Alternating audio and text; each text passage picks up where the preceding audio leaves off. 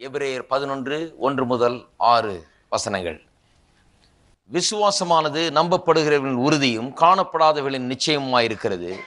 அதனாலே முன்னோர்கள் நற்சாட்சி பெற்றார்கள்.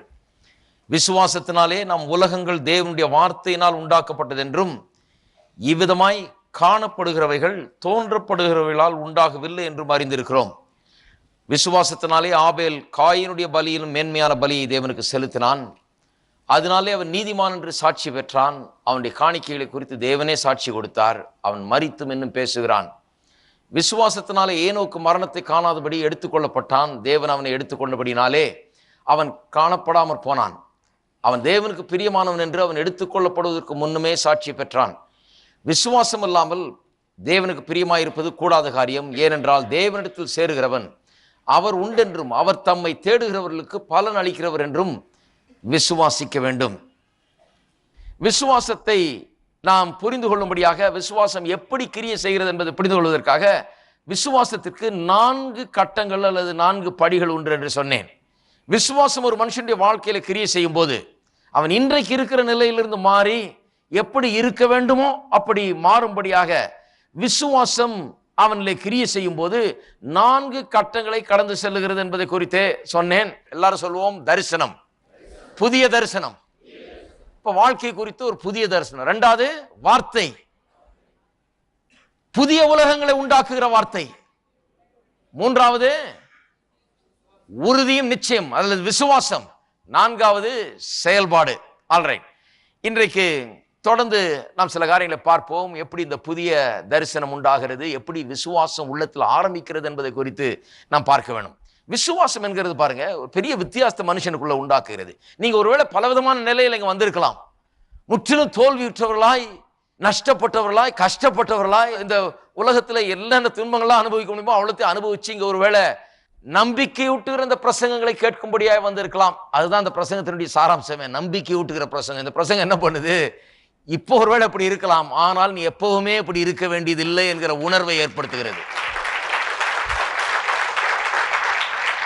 அதுதான் ரொம்ப முக்கியம். பாருங்க, அது உள்ள வந்துருச்சு. நம்பிக்கை உண்டாகிறது. கேட்க கேட்க கேட்க நம்பிக்கை நமக்குள்ளே உண்டாகிறது. ஆகவேதான் வேதவசனம் சொல்லுகிறது. திருப்புவோம் ரோமருக்கு எழுதின நிருபம் விசுவாசம் எப்படி வருது என்றதை பற்றி சொல்லும் போது வேதவசனம் சொல்லுகிறது. 10ஆம் அதிகாரம் 17ஆம் வசனம், ரோமர் 10:17. ஆதலால் விசுவாசம் கேள்வியினாலே வரும், கேள்வி தேவனுடைய வசனத்தினாலே வரும். ஆகவேதான் பாருங்க, தேவனுடைய வசனத்தை கேட்கக்கூடிய ஒரு இடத்திலே நாம் இருக்க வேண்டும். நம்பிக்கை எப்படி வரும்? வாழ்க்கை குறித்த புதிய தரிசனம் எப்படி உண்டாகும்? இன்னைக்கு நான் இருக்கிற இந்த நிலைமை மாற முடியும் என்கிற எண்ணமே எப்படி உருவாகும்?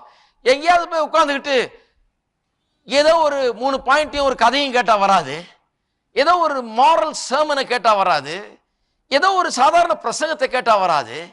தேவனுடைய வார்த்தையின் வசனத்தை குறித்த வெளிப்பாடு பிரசங்கிக்கப்படுகிற இடத்திலே இருந்து தேவன் நமக்காக என்ன சித்தம் கொண்டிருக்கிறார், என்ன வைத்திருக்கிறார், எதை சாத்தியமாக்குகிறார், எப்படி நம்முடைய வாழ்க்கையிலே காரியங்களை நடப்பிக்கிறார் என்பதை வெளிப்படுத்தக்கூடிய பிரசங்கங்களை கேட்கும் போது வாழ்க்கையில நம்பிக்கை பிறக்க ஆரம்பிக்கிறது. அப்ப விசுவாசம் வரணுமா? நிச்சயமா வரணும். ஏன்னா விசுவாசம் வந்தா எல்லாம் சரியா போயிடும். விசுவாசம் வந்தால் உங்கள் சூழ்நிலையை நீங்கள் மாற்ற முடியும். விசுவாசம் வந்தால் நீங்கள் வேற விதமா வாழ முடியும். விசுவாசம் வந்தால் நீங்கள் வெற்றிகரமாய் நீங்கள் வாழ முடியும் இந்த உலகத்துல. விசுவாசம் என்கிறது ஒரு மேக்னெட் போல. பாருங்க, ஒரு இரும்பு எடுத்துக்கொள்வோம். அந்த இரும்பை மேக்னடைஸ் பண்ணீர்கள் என்றால் சொல்லுகிறார்கள், அது அந்த இரும்பை மேக்னடைஸ் பண்ணா அது 12 மடங்கு, அதனுடைய வெயிட் என்னவோ அதை காட்டிலும் 12 மடங்கு வெயிட்டை சுமக்கக்கூடியதாக மாறி விடுகிறதாம். அதை மேக்னடைஸ் பண்ணிட்டு அதுல காந்த சக்தியை அதுல ஏற்படுத்தி விட்டு அந்த இரும்பை கொண்டு காந்த சக்தியினால வேறொரு பொருளை இழுத்தீங்கன்னா அது அப்படியே ஒட்டிக்குது. ஒட்டினா 12 மடங்கு வெயிட் உள்ள பொருளை இந்த இரும்பு தூக்கக்கூடியதா இருக்கிறது. ஆனால் அதனுடைய காந்த சக்தியை அப்புறப்படுத்தி விட்டால், டிமேக்னடைஸ் பண்ணிவிட்டால் சொல்லுகிறார்கள், ஒரு சின்ன ஒரு நூலை கூட அதால தூக்க முடியாது. அப்படிதான் விசுவாசம். ஒரு மனுஷனுக்குள்ள விசுவாசம் இருந்தால் அவன் எப்பேற்பட்ட பிரச்சனையும், எப்பேற்பட்ட எதிர்ப்புகளையும், எப்பேற்பட்ட இடையூறுகளையும், மலைகளையும் பெயர்த்து எறிந்து விட்டு எப்பேற்பட்ட இடையூறுகளுக்கு மத்தியிலும் அவன் வெற்றி சிறக்க முடிகிறது. ஏன்னா அவன் மேக்னடைஸ் பண்ணப்பட்ட ஒரு இரும்பு போல இருக்கிறான். அவனுடைய சக்தி பல மடங்கு கூடுகிறது. அவன் ஆற்றல் மிக்கவனாகிறான். அவனுக்கு அப்பாற்பட்ட ஒரு சக்தி இருக்கிறது. மேக்னெட் போல அது கிரியை செய்து கொண்டிருக்கிறது. வெற்றி அவனுக்கு உண்டாகிறது. ஆனால் அந்த விசுவாசத்தை எடுத்து விட்டீங்கன்னா பாருங்க, ஆளு பெருசா இருக்கலாம், மசில்ஸ் எல்லாம் பெருசா இருக்கலாம், உயரம் பெருசா இருக்கலாம், ஆளு ஜோரா இருக்கலாம்.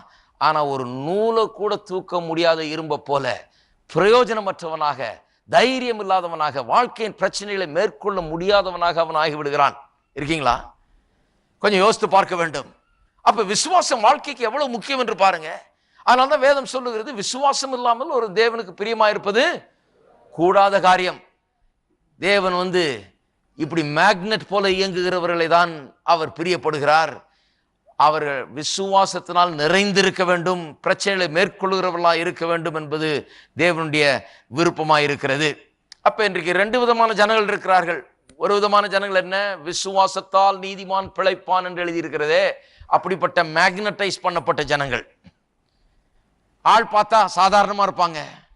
அப்போஸ்தலனாகிய பவுலை குறித்து அன்றைக்கு ஒரு புஸ்தகத்தை வாசித்திருந்தா பாருங்க, சொல்லி இருக்குது, அவர் ரொம்ப பார்வைக்கு ரொம்ப சாதாரணமாக தான் இருப்பார், ஆள் ஒன்று பெரிய ஆள் மாதிரி இல்லையா.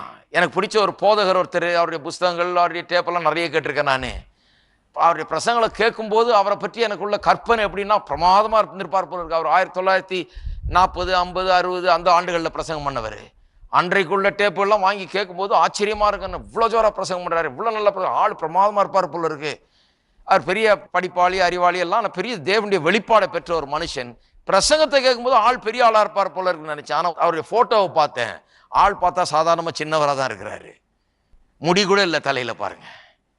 ஆள் ரொம்ப சாதாரணமாக இருக்காரு, குள்ளமாக தான் இருக்காரு, பார்க்கறதுக்கு ரொம்ப சாதாரணமாக இருக்காரு. ஆனால் அந்த மனுஷனுக்குள்ள ஒரு பெரிய ஒரு ஜயண்ட் இருந்து கொண்டிருக்கிறான். உள்ளே பெரிய மனுஷனாக அவர் இருக்கிறார் பாருங்க. அப்ப 2 விதமான ஜனங்கள் இருக்கிறார்கள் இந்த உலகத்துல. உள்ள பயங்கர சக்தி உள்ள மக்கள், இந்த விசுவாசம் என்கிற சக்தியினால் நிறைந்த மக்கள் இருக்கிறார்கள். இன்னொரு விதமான மக்கள் எப்படி டிமேக்னடைஸ் பண்ணப்பட்ட இரும்பு மாதிரி, ஆள் தான் பார்க்கறதுக்கு பெருசா இருப்பாங்க, ஆனால் அவர்களால் ஒன்றும் செய்ய இயலாது. சாதாரண பிரச்சனை கூட அவர்களை மேற்கொண்டு விடுகிறது, அவர்களால் ஒன்றும் செய்ய முடியாதவர்களாக இருக்கிறார்கள். கர்த்தர் நம்ம மேக்னடைஸ் பண்ணப்பட்டவர்களை போல மாற வேண்டும் என்று விரும்புகிறார். இந்த விசுவாசம் என்கிறது பாருங்க, எல்லா சக்தியை காட்டிலும் ஒரு பெரிய சக்தி பாருங்க. அதனால தான் சொல்லி இருக்குது, இது மலைகளை கூட பெயர்க்க முடியும் என்று. கடுகளவு விசுவாசம் இருந்தால், கடுகுவதை போல விசுவாசம் இருந்தால், அந்த மரத்தை பார்த்து, காட்டத்தி மரத்தை பார்த்து நீ வேரோடு பிடுங்குண்டு சமுத்திரத்தில் நடப்படுவாயாக என்று சொல்லும் போது அது அப்படியே ஆகும். அவ்வளவு ஃபோர்ஸ்ஃபுல், அவ்வளவு வல்லமை வாய்ந்தது விசுவாசம். இந்த விசுவாசம் ஒவ்வொரு விசுவாசிக்குள்ளாகவும் கிரியை செய்யக்கூடியதா இருக்கிறது. இன்னும் கேட்டா உலக பிரகாரமான ஒரு விசுவாசம்னு ஒன்று இருக்கு. ஆண்டவற்ற வராத மனுஷர்கள் கூட அநேக நேரத்தில் விசுவாசத்துல தான் இயங்குகிறார்கள். அவர்களுக்குள்ள பாருங்க வாழ்க்கையை குறித்த ஒரு புதிய தரிசனம். சாதாரண பிசினஸ் மேனை பாருங்க, அவனுக்கு ஆண்டவரை பற்றி ஒன்றும் தெரியாது, ஆனா அந்த விசுவாசத்தின் வல்லமை அவன் புரிந்து வைத்திருக்கிறான். அதனால தான் ஹிகின் பாதம் மாதிரி புஸ்தக கடைகளில் பார்த்தீங்கன்னா ஃபுல்லா இந்த செல்ஃப் ஹெல்ப் புக்கா வைக்கிறாங்க. எப்படி நம்புகிறது காரியங்களை, எப்படி காரியங்களை சாதிக்கிறது என்பதை குறித்தெல்லாம் எழுதுகிறார்கள். அதெல்லாம் முற்றிலும் உண்மை. ஏனென்று சொன்னால் விசுவாசம் அந்த லெவல்லையும் வேலை செய்ய ஆரம்பிக்கிறது. சாதாரண ஒரு பிசினஸ்மேன், சாதாரண ஒரு உலகத்தில் ஒரு பெரிய காரியங்களை நடப்பிக்கிற ஒரு ஆள் ஒரு சில காரியங்களை புரிந்து வைத்திருக்கிறான். அவன் என்ன புரிந்து வைத்துட்டு இருக்கிறான்? வாழ்க்கையில நான் முன்னேற வேண்டும் என்றால், சூழ்நிலைகளை மாற்றி ஜெயிக்கிறவனா இருக்க வேண்டும் என்று சொன்னால், அதை குறித்த ஒரு புதிய கண்ணோட்டத்தையும் தரிசனத்தையும் நான் உடையவனாக இருக்க வேண்டும். ஒரு புதிய படத்தை எனக்குள்ள வைக்க வேண்டும். முதல்ல நான் என்னை வித்தியாசமான விதத்தில் காண வேண்டும். பிறகு அதற்கேற்ற வார்த்தை, அந்த புக்கெல்லாம் வாட்சி படிச்சு பாருங்க, எல்லாம் அப்படிதான் பேசுவாங்க. புதிய காரியத்தை காண வேணும், வார்த்தையை புதுசா பேச வேண்டும், ஒரு பெரிய நிச்சயமாய் உறுதியாய் உள்ளத்தில் நம்ப வேண்டும், அதற்கேற்ற செயல்பாடு வேணும்னு அவங்களும் அதே தான் பேசுறாங்க. அதே பிரின்சிபல்ஸ் தான், எல்லாம் பைபிள்ல இருந்து எடுத்த பிரின்சிபல்ஸ். அதை எழுதின ஆளுகள் எல்லாம் பாத்தீங்கன்னா ஏறக்குறைய பைபிள் பிரசங்கியர்ல இருந்து தான் இதுல வந்திருக்கிறாங்க. அப்புறமா அவர்கள் சில பிரின்சிபல்ஸை கண்டுபிடிச்சிருக்கிறார்கள். வேதத்திலிருந்து சில பிரின்சிபல்ஸை கண்டு அறிந்திருக்கிறார்கள். ஒரு மனிதன் அவன் ரட்சிக்கப்படாதவனா இருந்தான்னா கூட இந்த விசுவாசம் என்கிறது உலக பிரகாரமான அளவில் கூட கிரியை செய்கிறது. கர்த்தரை அறியாத இருக்கிற மனுஷன் கூட இந்த விசுவாச பிரின்சிபல்ஸ் அவனுக்குள்ள வேலை செய்யறது. அவன் அப்படி வாழ முடிகிறது, அவன் ஜெயிக்க முடிகிறது என்பதை இந்த புஸ்தகங்கள் எடுத்து காட்டுகிறது. ஆனால் விசுவாசியா இருக்கிறவர்கள் அதை விட பெரிய அட்வான்டேஜில் இருக்கிறாங்க. ஏன்னு சொன்னா, இப்போ தேவனுடைய வார்த்தை இருக்கிறது, அதுதான் நமக்கு அந்த புதிய கண்ணோட்டத்தை கொடுக்கிறது. அந்த மனுஷர்கள் தேவனுடைய வார்த்தையை உபயோகப்படுத்துறது இல்லை, அதை விசுவாசிக்கிறது கிடையாது. அவர்கள் தேவனுடைய வார்த்தையை பேசுறது கிடையாது, பாசிட்டிவா பேசுறாங்க, ஆனால் தேவனுடைய வார்த்தையை பேசுகிறது கிடையாது. அவருடைய வார்த்தைகள் அவருடைய வார்த்தையா தான் இருக்குது. தேவனுடைய வார்த்தை அவர்கள் பேசுகிறது கிடையாது. ஆனால் இங்கே தேவனுடைய வார்த்தை நமக்கு கொடுக்கப்பட்டிருக்கிறது. ஆகவே இந்த விசுவாசம் என்கிறது, நான் சொல்லுகிறது, இப்போ ரட்சிக்கப்பட்ட விசுவாசிகள், தேவனோடு கூட இணைப்பை பெற்றவர்கள், தேவனோடு கூட தேவனுடைய பிள்ளைகளாக இருக்கிறவர்கள், இவர்கள் பெற்றிருக்கிற ஒரு காரியம். அப்ப இந்த விசுவாசம் என்கிறது பாருங்க, ஒவ்வொரு மனுஷனுக்குள்ள இருந்து கிரியை செய்ய ஆரம்பிக்கிறது. அப்ப காரியங்களை மாற்றக்கூடிய சக்தி, உங்களுடைய வாழ்க்கையை மாற்றக்கூடிய சக்தி எங்க இருக்குது? உங்களுக்குள்ளேயே அப்படிப்பட்ட ஒரு ஆற்றலை கர்த்தர் வைத்து விட்டார் விசுவாசத்தின் மூலமாக. அதனாலதான் இதை கண்டுபிடிக்கிறது பெரிய போராட்டமா இருக்குது. ஏன்னா நம்ம எல்லா இடத்துலையும் பார்த்துக்கிட்டு இருக்கிறோம், எங்கெல்லாம் தேடிட்டு இருக்கிறோம். மாற்றக்கூடிய வல்லமை எங்க அந்த பெரிய சக்தி வானத்திலிருந்து இறங்குமா, அங்கிருந்து குதிக்குமா, அங்கிருந்து வருமானு பார்த்துட்டு இருக்கிறோம். கடைசியில் பார்த்தா அது இங்கேயே இருக்குது. இங்கேயே இருக்கிறதுனால தான் அதை நாம் கண்டுபிடிக்கிறது இல்லை. இந்த பிரசங்கங்கள் மூலமா நான் எடுத்துக்காட்ட விரும்புகிறது என்னவென்று சொன்னால், இந்த விசுவாசம் என்கிற ஆற்றல் சக்தி உங்களுக்குள்ளேயே இருக்கிறது. அந்த சக்தி அணுசக்தியை விட ஒரு பெரிய சக்தி. அது செய்ய முடியாதெல்லாம் இது செய்யும். அப்பேற்பட்ட ஒரு சக்தியாக இது இருக்கிறது. அப்ப இந்த விசுவாசத்துக்குரிய கோட்பாடுகளை நாம் அறிந்து கொள்ள வேண்டும். சில பிரின்சிபல்ஸ், சில விதத்தில் அது இயங்குகிறது. சில லாஸ், பிரமாணங்கள் இருக்கிறது. விசுவாசம் இப்படிதான் செயல்படும் என்று சில பிரமாணங்கள் இருக்குது பாருங்க. பிரமாணங்கள்னு சொன்னா எல்லா இடத்திலும் எல்லா சூழ்நிலையிலும் வேலை செய்யக்கூடியது. அது இப்ப புவியீர்ப்பு பிரமாணம்னு பேசுறோம் இல்லையா? புவியீர்ப்பு பிரமாணம்னு ரொம்ப எல்லாருக்கும் தெரியும். அந்த பிரமாணம்ங்கிறது சைனாலையும் வேலை செய்யும், இந்தியாலையும் வேலை செய்யும், அமெரிக்காலையும் வேலை செய்யும், ஆப்பிரிக்காலையும் வேலை செய்யும். அது ஊர் மாறினதுனால வேலை செய்யாதுன்னு இல்லை. புவியீர்ப்பு தான் எல்லா இடத்துலையும் எல்லா நேரமும் வேலை செய்து கொண்டுதான் இருக்கிறது. விதைப்பு அறுப்பு என்கிற பிரமாணம் எல்லா இடத்துலையும் தான் வேலை செய்து கொண்டிருக்கிறது, எல்லா ரீதியிலும் வேலை செய்யுது. இப்படி சில பிரமாணங்கள் இருக்கிறது விசுவாசத்துக்கு. அந்த விசுவாசத்தின் பிரமாணங்கள் அல்லது லாஸ் எல்லாருக்கும், இங்க வந்திருக்கிற ஒவ்வொரு மனுஷருக்கும், நீங்க யாரா இருந்தாலும் சரி, ஒரு சூழ்நிலை எதுவா இருந்தாலும் சரி, உங்களுக்கு அது வேலை செய்யும். அதை கற்றுக்கொண்டால் எப்படி விசுவாசத்தை இயக்குவது, எப்படி அது இயங்குகிறது என்பதை கற்றுக்கொண்டால் உங்களுக்கு அது ஆவிக்குரிய ரீதியிலும் மனதிலும் சரீரத்திலும் குடும்பத்திலும் பொருளாதாரத்திலும் எல்லாவற்றிலும் உங்களை வெற்றி சிறக்க பண்ணும். உங்களுக்கு பெரிய அற்புதங்களை உங்களுக்கு அது நடப்பித்து காண்பிக்கும். அது எப்படி இயங்குகிறது என்பதை குறித்து வேத வசனம் பல இடங்களில் கூறியிருக்கிறது. அது எப்படி வருதுங்கிறத பற்றி ரோமர் 10:17 வாசித்தோம். விசுவாசம் கேள்வினாலே வரும். எல்லாரும் சொல்லுங்க, கேள்வினாலே வரும். கேள்வி தேவனுடைய வசனத்தினாலே வரும். அப்ப பாருங்க, விசுவாசம் தேவனுடைய வசனத்தினாலே வரும்னு சொல்லல, விசுவாசம் தேவனுடைய வசனத்தை கேட்கிறதுனாலே வருகிறது. ரொம்ப முக்கியம் பாருங்க. எப்படி வருதுன்னு பாத்தீங்கன்னா, இல்லைன்னா ஆரம்பிக்கவே முடியாது. எப்படி வருதுன்னு சரியா புரிந்து கொள்ளவில்லை என்றால் ஆரம்பமே தப்பா இருக்கும். தேவனுடைய வசனத்தை கேட்கும் போது ஏதோ ஒன்று உண்டாகிறது உள்ள மனுஷனுக்கு. அது முதல் காரியம் என்ன உண்டாகிறது என்று சொன்னா, என்னுடைய வாழ்க்கை இப்படி இருக்கிறதே, ஆனால் நான் இப்படி இருக்கக்கூடாது, நான் தேவனுடைய பிள்ளை, நான் எப்படி இருக்க வேண்டும் என்கிறதை நான் கேட்க ஆரம்பிக்கிறேன். நான் எப்படி வாழ வேண்டும் என்கிறதை என் காதால நான் கேட்க ஆரம்பிக்கிறேன். அது என்று உள்ளத்தில் போகிறது. எனக்காக தேவன் வைத்திருக்கிற திட்டம் என்ன, நோக்கம் என்ன, விருப்பம் என்ன, தேவனுடைய சித்தம் என்ன என்கிற காரியங்கள் எனக்கு விளங்க ஆரம்பிக்கிறது. அந்த காரியங்கள் எனக்குள்ள நுழையும் போது விசுவாசம் வர ஆரம்பிக்கிறது. விசுவாசம் வர ஆரம்பிக்கிறது. இங்கே உட்கார்ந்து கொண்டிருக்கிற ஒவ்வொரு நிமிஷமும், ஒவ்வொரு நேரமும், ஒவ்வொரு வினாடியும் விசுவாசம் என்ன பண்ணி கொண்டிருக்கிறது? வந்து கொண்டு இருக்கிறது. எப்படி வந்து கொண்டிருக்கிறது? வசனத்தை கேட்கிறதுனாலே வந்து கொண்டிருக்கிறது. தேவனுடைய சித்தத்தை, விருப்பத்தை, நோக்கத்தை, திட்டத்தை கேட்டுக் கொண்டிருக்கிறபடினாலே வந்து கொண்டிருக்கிறது. அதை கேட்க கேட்க கேட்க விசுவாசம் வந்து கொண்டே இருக்கும். பாருங்க, மார்க் 11ஆம் அதிகாரத்துக்கு திருப்போம். அதை நிறைய பார்த்தோம். ஆனா பார்க்காத சில காரியங்கள்லாம் இருக்குது பாருங்க. எப்பவுமே சில வசனங்களை பற்றி என்ன பண்ணிடுறோம், பார்த்தாச்சு அப்படின்னு யோசித்துறோம். அது பெரிய தப்பு. 11ஆம் அதிகாரம், மார்க் 11ஆம் அதிகாரம் 23ஆம் வசனம். எவனாகிலும் இந்த மலையை நீ பார்த்து நீ பெயர்ந்து சமுத்திரத்திலே தள்ளுண்டு போ என்று சொல்லி தான் சொன்னபடியே நடக்கும் என்று தன் இருதயத்திலே சந்தேகப்படாமல் விசுவாசித்தால் அவன் சொன்னபடியே ஆகும் என்று மெய்யாகவே உங்களுக்கு சொல்லுகிறேன்.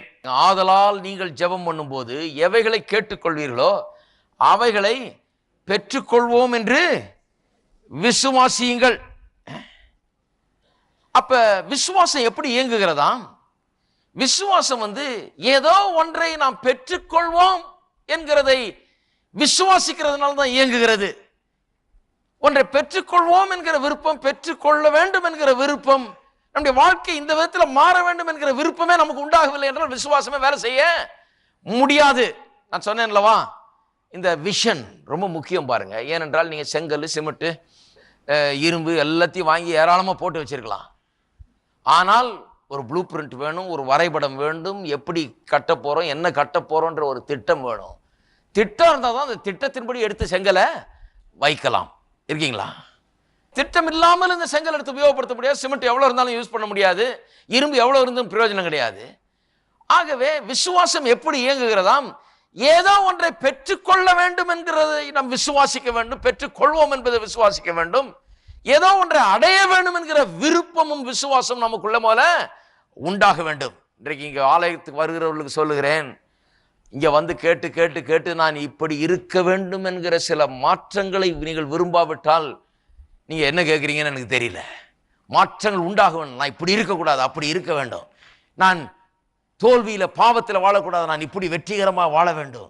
தரித்திரத்தில் நான் வாழக்கூடாது, நான் இப்படி செழிப்பா வாழ வேண்டும். சுகவீனத்தில் நான் வாழக்கூடாது, பலவானா நான் இருக்க வேண்டும்.